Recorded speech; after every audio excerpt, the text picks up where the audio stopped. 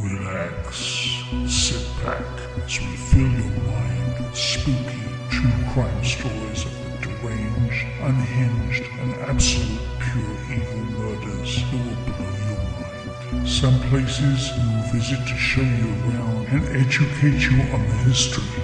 Other times we will bring you to the paranormal because the dead never lie silent for too long. Be the last time anybody sees us alive. I don't know where she has us, but we're gonna get fucking killed. Hello? Gina, there is a beehive over there. Do you see that in the hole? Buckle up, Buttercup. Welcome to 50 States of Madness. Welcome to 50 States of Madness. Hi, everybody. Welcome Hello. back for another week. Welcome back. Welcome back. Yes. How are you? I'm doing really good. You know, for both of us, it's the first week of school. Kids I are know. coming back this week. We've been busy. Yeah. What do the kids say? Back Booked and to busy. reality. Yeah. Yeah. Definitely like a huge difference to being able to sleep in and do what I want when I want or not do anything when I want what I want.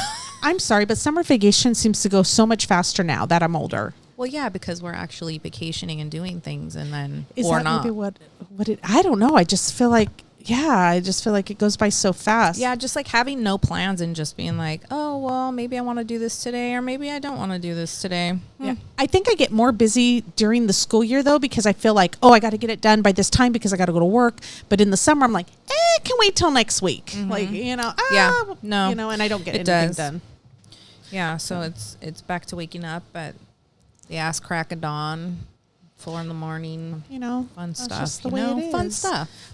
Very, very fun stuff. Yeah. I did get a cute gift today from my friend at work. I don't know if you could see my shirt. Hold on. I got to take off my glasses. It says, in my plant lady era. Oh, my God. That is so cute. So, yeah. So shout out to Yachty's for my very cute shirt. That is very cute. Right? I love it. I was like, ooh. She's like, I saw a shirt and it just reminded me of you, so I bought it. And I was thinking like, it's going to be a serial killer. It's going to be, I don't know, something. Yeah. And then I saw that. I was so caught off guard. I was like, oh my God, look at me. Your girliness came out. I know. I had this weekend, my niece Bird made me a gift for my birthday. I love her. I know. She's the cutest little thing. Her She's name like a is little, Bird. She's Like, Bird. that's her legit name, people, is Bird. And she's as cute as could be. She's a little rock star, I have to say. so She's cute. very confident, She has a shaved head.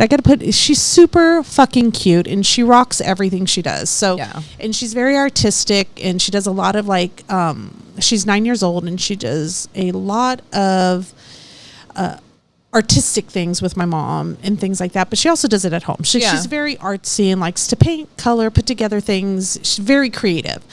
And so she gave me a plant for my birthday, I love it. little pot with succulents, but she drew her artwork all over it. On the pot? On the pot. Oh, It was so cute. I know. I love her. Very cute. So very that was, cute. so I maybe I'll go into my plant era. Your plant lady era. My plant lady era too, and not kill them. Yeah, it's So a good place to be. I'll try Well, not so to kill far, them. because, They're still alive. as soon as everything starts to die, then You're done with I'll your be in era. a different era.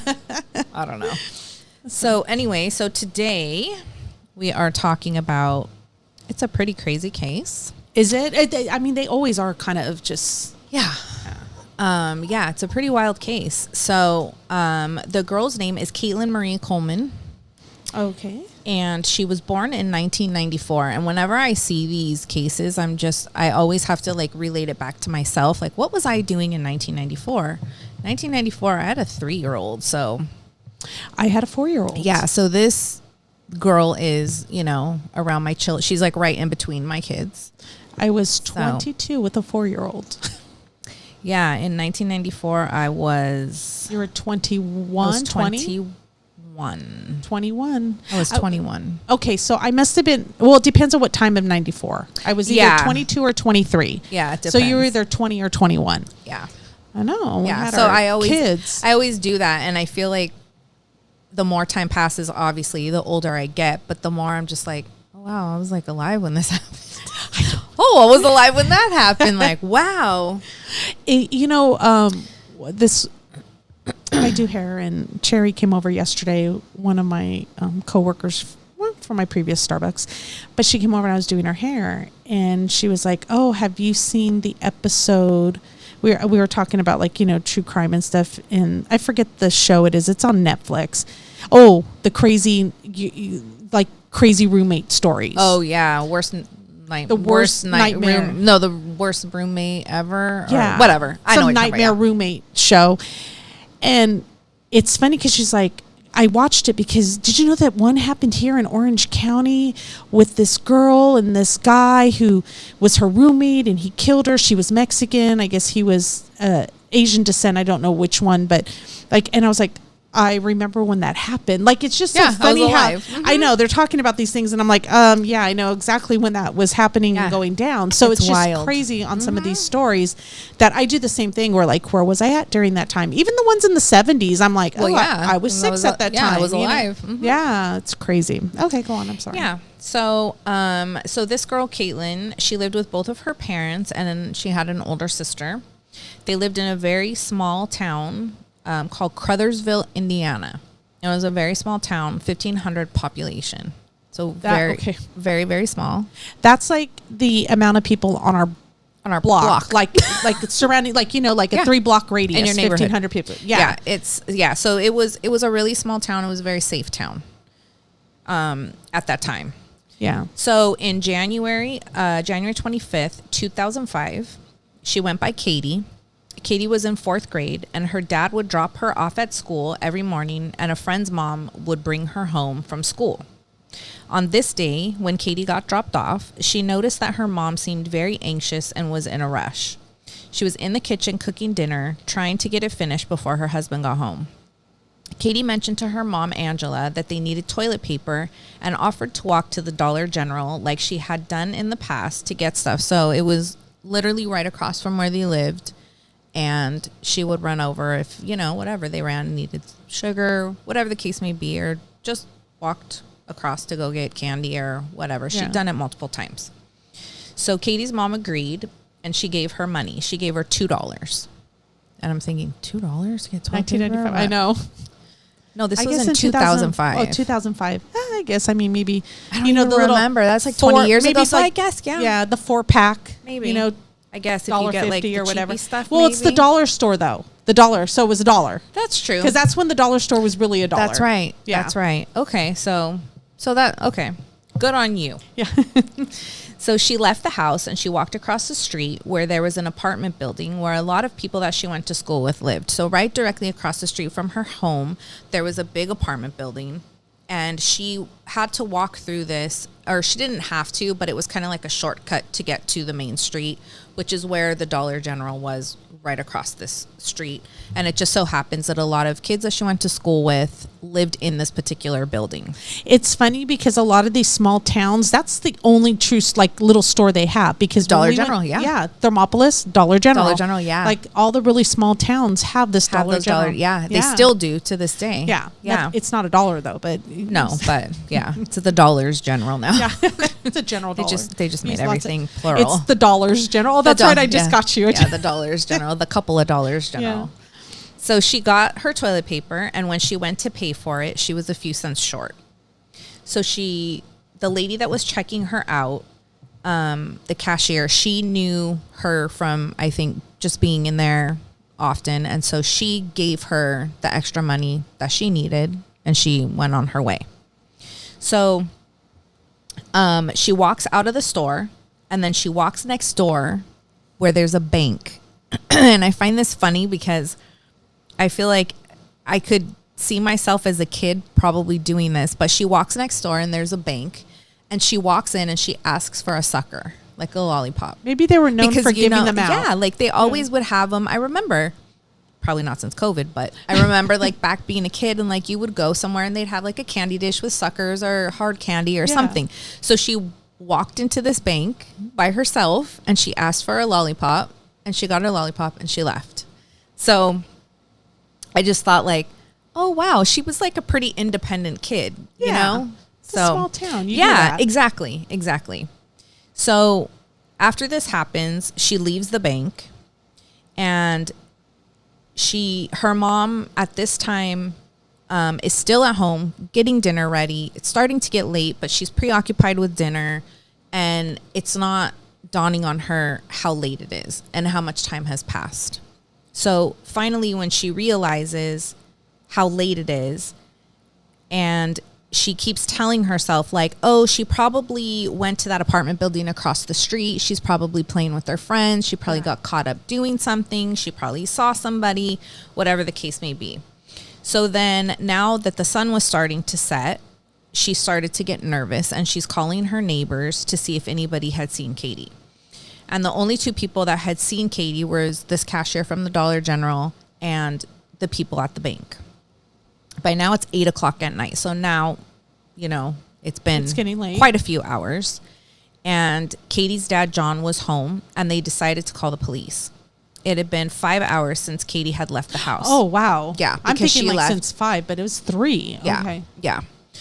So the police and hundreds of members of the community immediately started searching for Katie. One of Katie's friends told a police officer that she saw Katie right after she left the Dollar General. She said that Katie came to her house to tell her that her dog had been hit and killed by the train. And so Katie goes to this girl's house. She tells her, hey, I was over there by the train tracks. I saw your dog. It got hit by the train. It passed away. And do you want me to take you there? So she takes the little girl to the train tracks where her dog was, and then she leaves. She leaves the little girl there, and that's the last time that this little girl said that she saw her. So she didn't stay with her or whatever. She just showed her, like, this is where your dog is, and she left.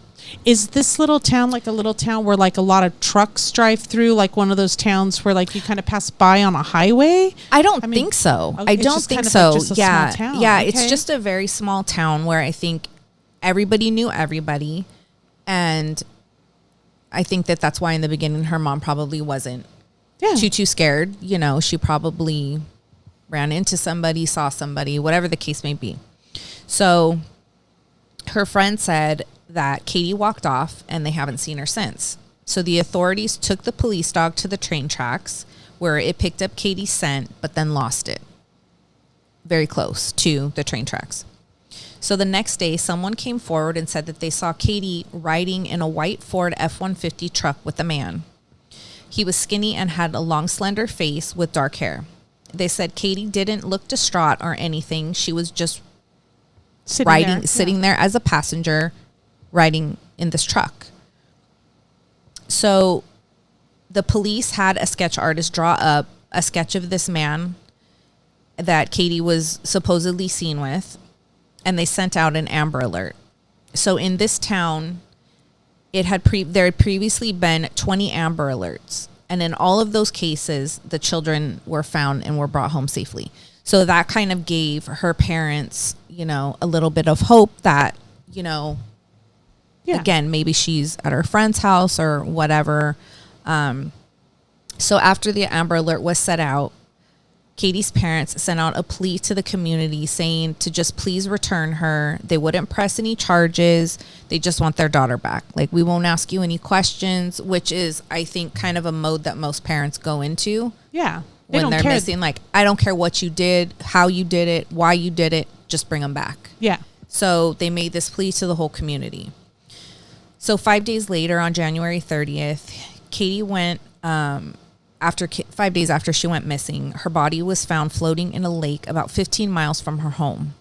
Her hands were tied behind her back and she had been essayed.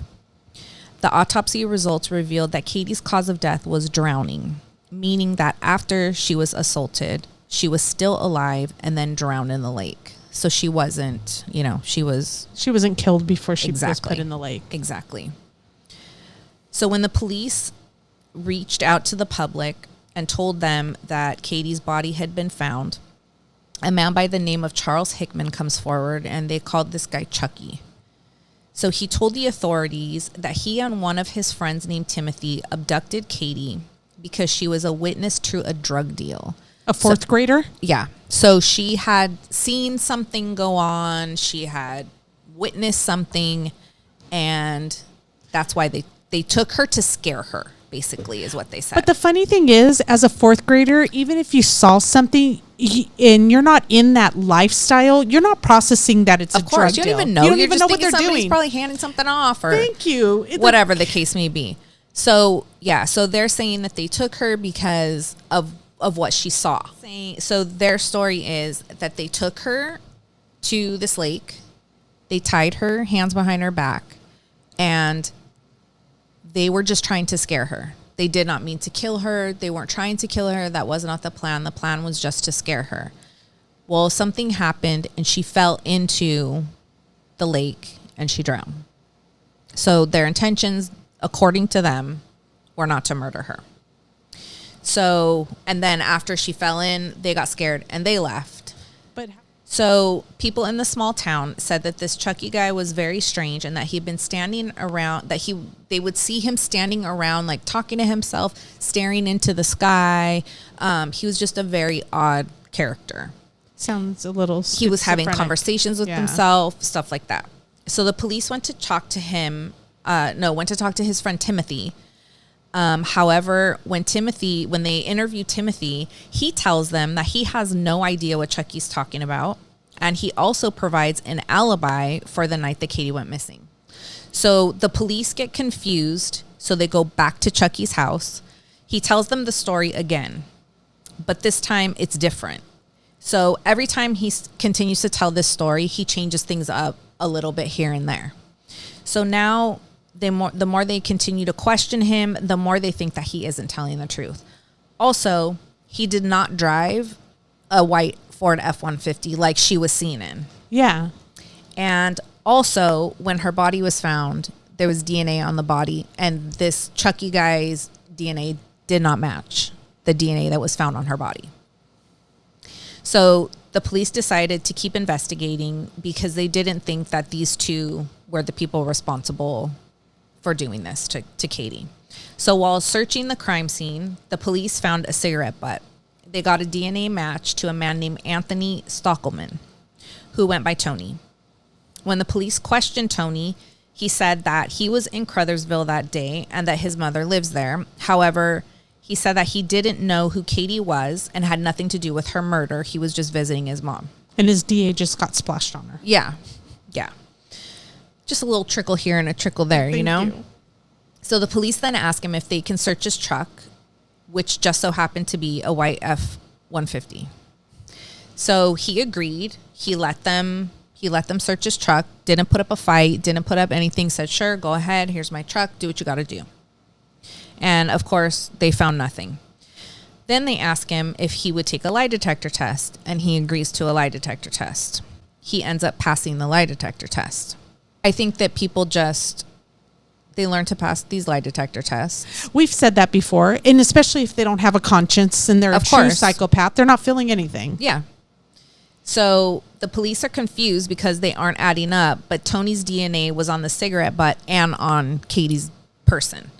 So when doing further investigation, they found a small piece of red carpet on Katie's body that matched the carpet that was found inside of Tony's mom's house, which is where he said that he had been. Yeah. So Tony only had a few prior small offenses on his record for underage drinking. So they were looking like, you know, this guy, for him to do something like this, they were thinking, you know, he's got to have like a big rap sheet. This other guy, Chucky, has a huge rap sheet.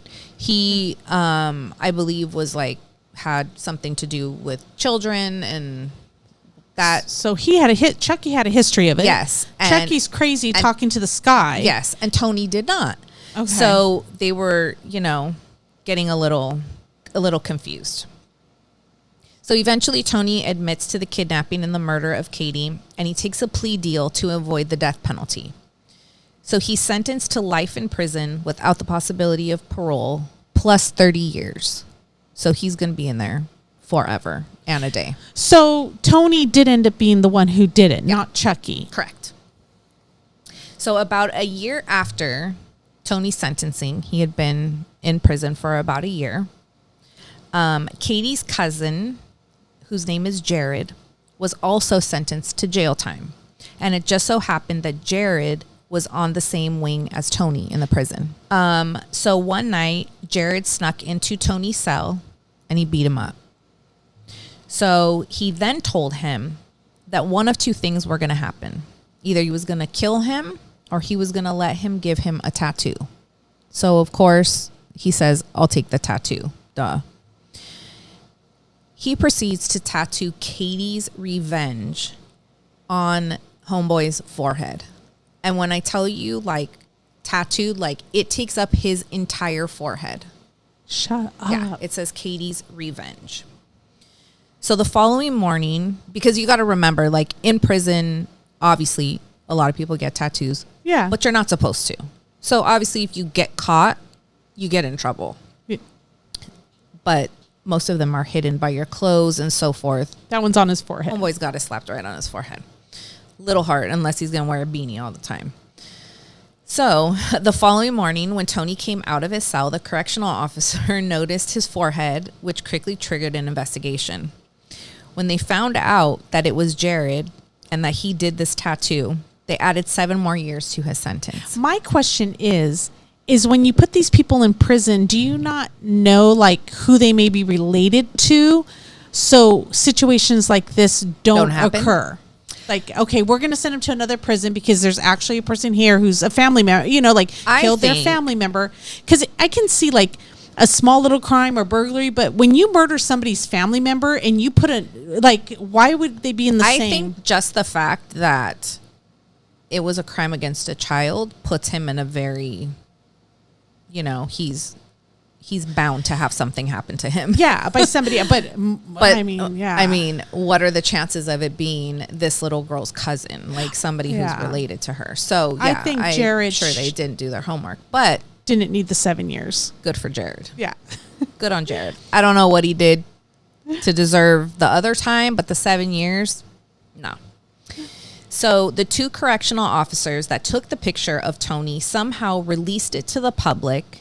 And that is how this picture is now circulating around the internet. Oh my gosh, I have to see so this I'll picture. put yeah, so I'll put a picture up in here. So yes, the picture is circulating around the internet. But they lost their job because of it.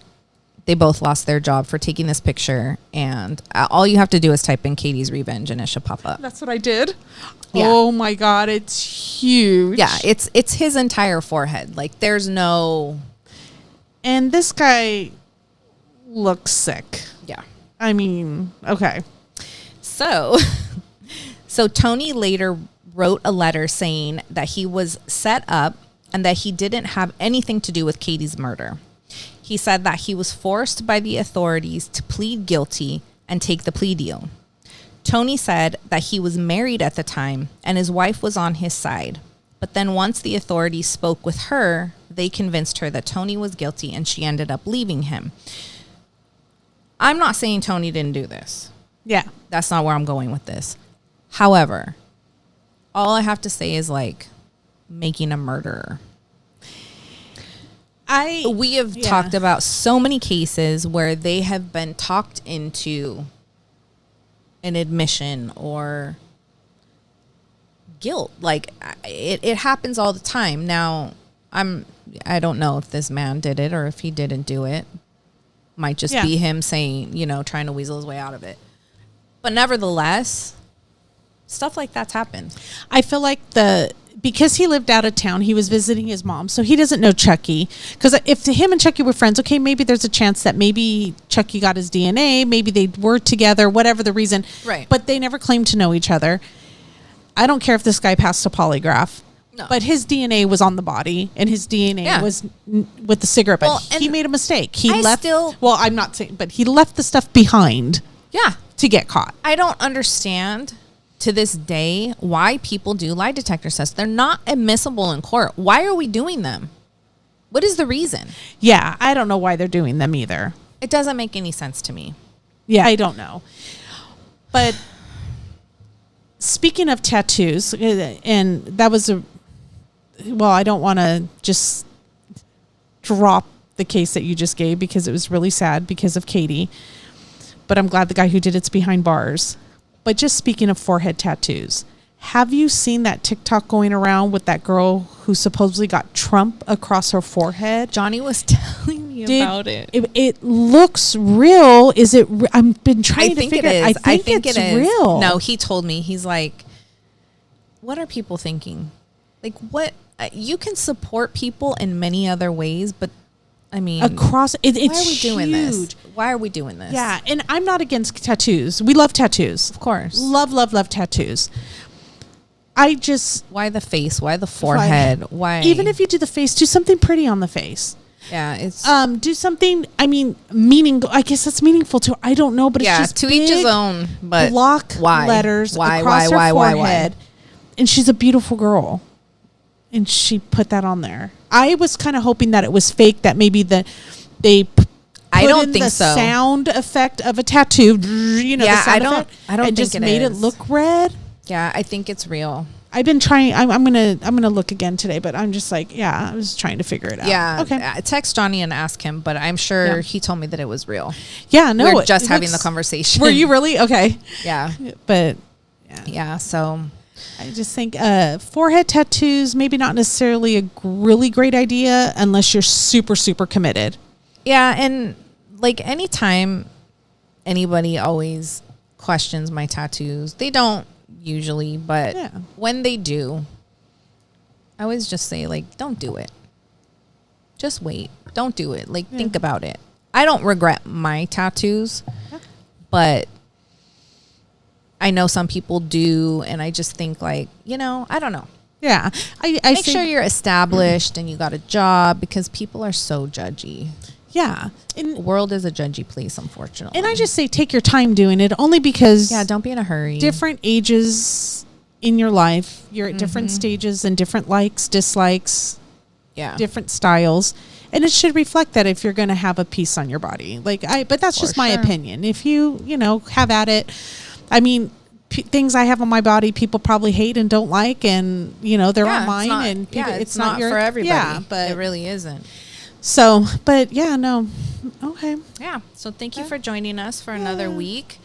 Shout out to everybody who has purchased merch. Thank you so much. Our merch store is 50statesofmadness.bigcartel.com. I will put it, should be in the description of all of our YouTube videos. It's on our Instagram, we're 50 States of Madness, TikTok, 50 States of Madness. If you would like to join our Patreon, we're now doing weekly Patreon episodes for our $20 tier. We're at patreon.com/50 States of Madness. Anything else? And if you have a forehead tattoo, let us know the story behind it. Please put it in. Yeah, tell us. Yes. Make me a believer.